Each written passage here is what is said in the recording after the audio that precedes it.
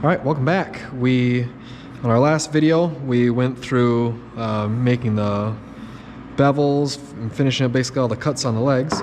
So now we're ready to assemble. So this is what our finished product is going to look like. You can see that we're kind of making strides over there. So this is actually our last one we got to do.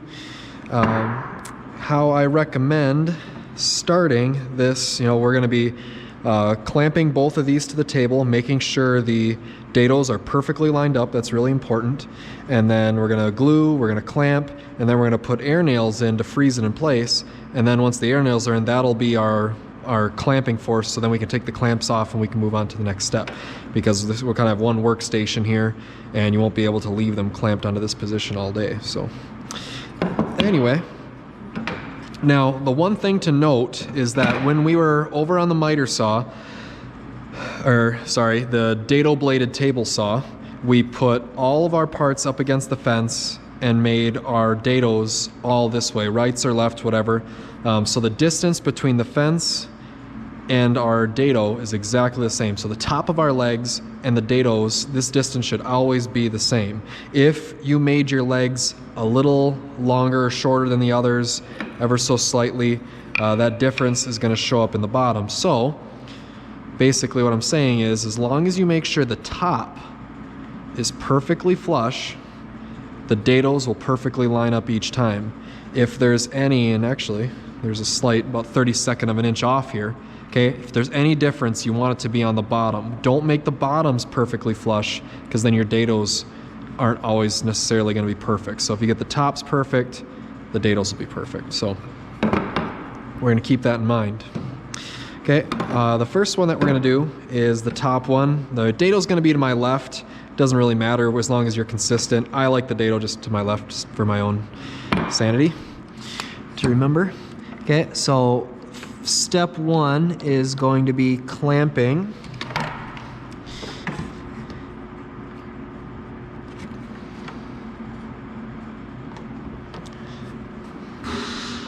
Okay, clamp tight.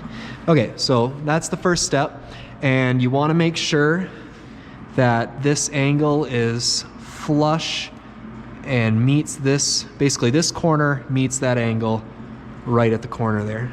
Okay, clamp that one down tight, because the next board we're going to be clamping to this board, and we don't want that board sliding. So make sure these are good ones, make sure they got little rubber grips on them, if we got it.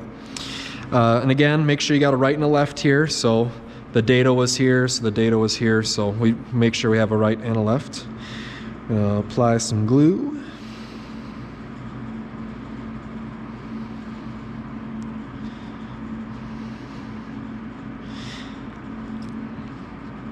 And if there is a large group ready to do legs, I have a couple of nail guns, so it's easy enough to get more out. However, as you can see, we're spending a lot more time setting up than we actually will using the nail gun. So you can easily have somebody else working here, maybe have a couple more people working there. Between two nail guns, that typically meets the demand. So, okay, now, most important thing is that if you make sure you got your dado here, but you want to make sure the dados are flush, and it's impossible to line up your dados right now because they're away from you. You can't see them. So if you make sure the top is flush, as we discussed earlier, your dados will be flush. So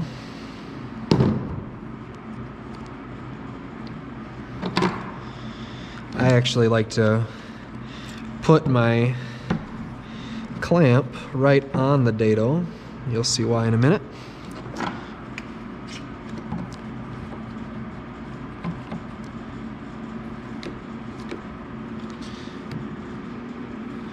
Okay, so make sure all your clamps are tight. 5 is probably the minimum. You could easily put a couple more on there. I got more clamps floating around if you need them. But so what I'm checking for right now is that just the joint came together tightly. The 90 is still here, like nothing's flexed. Too bad, things look pretty snug. All my clamps are tight, and the top has to be flush, so we check that. So the 90 is tight against the aluminum. This corner, there's no big air gap or anything there. That looks snug. I did pick a left and right. My 2 dados are there. Okay, we're ready to go. Now I gave myself room for shooting air nails. I need to put about 6 in there, 3 in the top, 3 in the side, so you can kind of see I gave myself some options here. I don't want to shoot an air nail into the dado because, you know, I'm trying to aim for the middle of, I'm going to shoot into this board, but I'm aiming for the middle of that board, so I don't want to run into that dado. So having that clamp there prevents that. So as far as using an air nail gun, I'll try to get an angle here that you can see.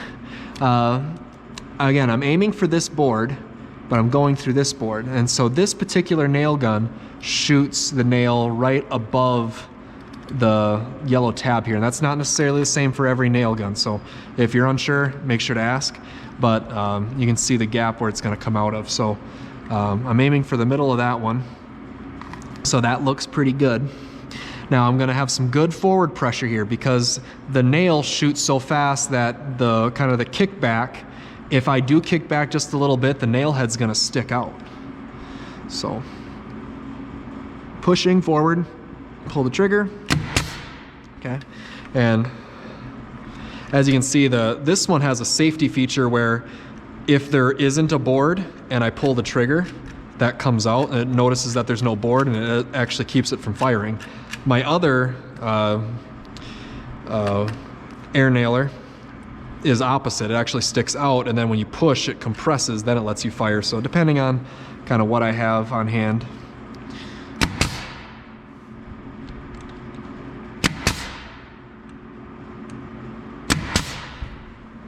Again, don't run into another nail either.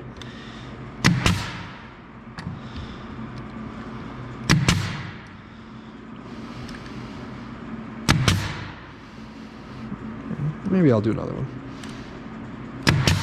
So just don't want to run into another nail.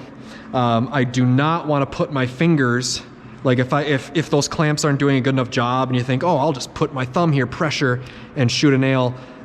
We've had nails go into people's fingers before. I have pictures, just ask. So, but the nails, so I mean, we talked about glue joints before. We talked about how you need clamps or screws to hold something tight. These brad nails are not gonna draw the wood together and hold it. It's not gonna put the pressure on there like a screw would. We need the clamps to get it at that tight pressure hold, and then the air nails are just gonna freeze it in place so we can take the clamps off. So the clamps are actually getting our pressure, and then the nails are just gonna keep it there so we can take the clamps off, move on to the next step. Okay, now if you've got any excess glue to clean up, now is the time. I've got a little bit here, hardly any, but if you went a little heavier on the glue, you might actually have quite a bit of glue here. Damp paper towel would do a really good job of cleaning that up. In the tool cabinet, I do have these like paint scrapers for scraping paint off like a house. But again, if you have a lot of it, that could get some of it. But again, a damp paper towel is going to help a lot. Recommend doing that. Again, if you leave excess glue on anything, when we get to any of these steps, when we start gluing together our project, when we, gluing together these legs, when we go back to stain, the glue is going to block the stain coloring, so you're going to get this nasty yellow blotches everywhere where your stain was supposed to be. So take the time now while it's wet with, like I said, a scraper, and then follow it up with a damp paper towel. Get that good and cleaned up now, because then if it dries, it's going to be a real pain to scrape or sand and stuff, because the glue hardens harder than the wood. So if you thought sanding end grain of a hardwood was tough, like I said, glue is even more difficult. So anyway, once you get all 4 of your legs done, we're ready to start the assembly of the skirts to the legs, and we'll do that in the next video.